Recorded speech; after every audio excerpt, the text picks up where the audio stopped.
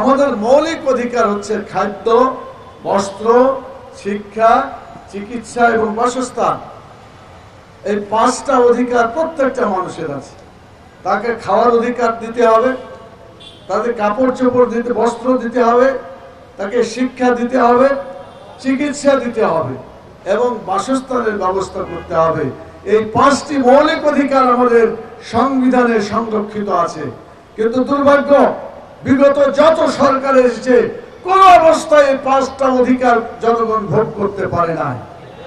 সেজন্য আমি বিশ্বাস করি, যদি আল্লাহর ভয়ে যারা নিজেদেরকে গড়ে তুলে এবং আখিরাতের ভয় যাদের থাকে, আল্লাহর কাছে হিসাব দেওয়ার ভয় যাদের অন্তরে থাকে, তারাই কেবল মানুষের এই অধিকারগুলোকে বাস্তবায়ন করতে পারবে।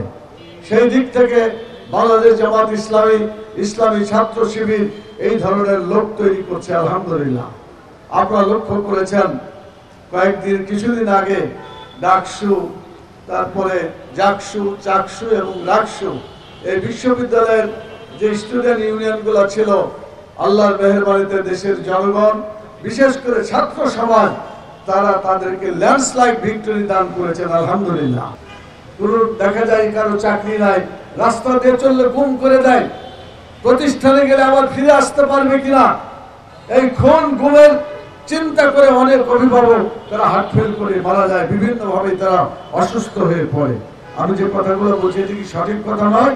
বহু জায়গায় এরকম হয়েছে, বাড়ি থেকে ক্লাসে গিয়েছে, আবার ক্লাস থেকে ফিরে আসতে পারে নাই, ওই ছেলে তার লাশ তার বাড়িতে ফিরে আসছে। এই জন্য দেশের সামগ্রিক পরিস্থিতি বিবেচনা করে দেশেরও চিকিৎসা হওয়া দরকার।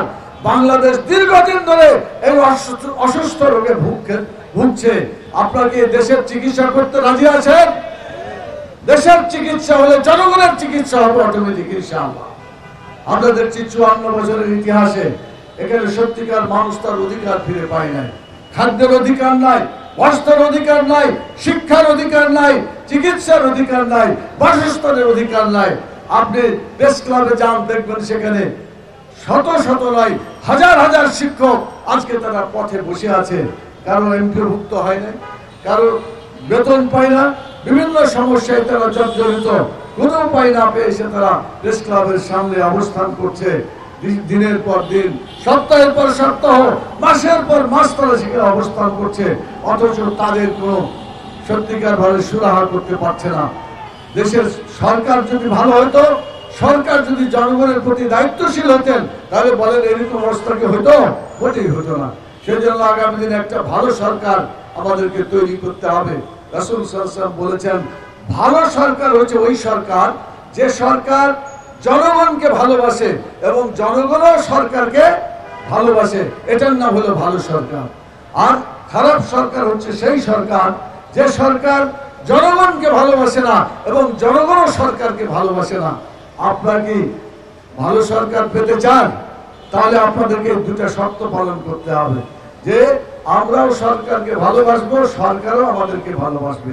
এবং এই সরকার ইসলামী সরকার ছাড়া আর কোন সরকারের ভাবে ভালো সরকার হওয়ার কোন যোগ্যতা রাখে না। এটা পরীক্ষিত হয়ে গেছে।